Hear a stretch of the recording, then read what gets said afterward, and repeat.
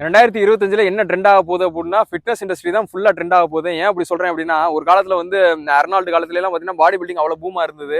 ஏன்னா நம்ம ஊர்ல அந்த ஒரு புரோட்டீனோட இம்பார்ட்டன்ஸ் என்ன, ஒரு பாடி பில்டிங்னா என்னன்றதை புரிய வைக்கிறதுக்கு அந்த காலத்துல நல்லா பண்ணிக்கிட்டு இருந்தாங்க, இல்லைன்னு கிடையாது. இன்னைக்கு எல்லாருமே பண்றாங்க அப்படின்னா ஒரு சோஷியல் மீடியா ஹெல்ப்ல வந்து இன்னைக்கு புரோட்டீன்னா என்னன்றதை புரிய வைக்கிறதுக்கு. ஏன்னா வீட்டுல வந்து ஒரு 2-3 முட்டை எக்ஸ்ட்ரா எடுத்தோம்னாலே என்ன சொல்லுவாங்க, அது வீங்கிரும் இது வீங்கிரும் அப்படின்பாங்க. அதை புரிய வைக்கிறதுக்கே நமக்கு இத்தனை வருஷம் ஆயிப்போச்சு.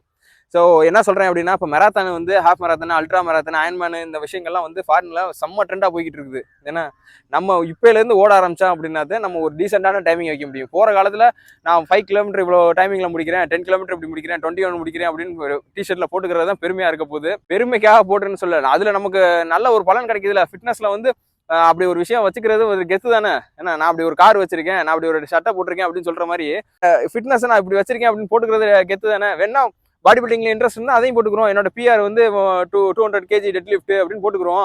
இதுல என்ன இருக்கு? வாங்க இப்பல இருந்து ஓட ஆரம்பிச்சா அவங்களோட கோப்பு பண்ணி நம்ம போக முடியும். ஓடுங்க ஓடுங்க ஓடுங்க.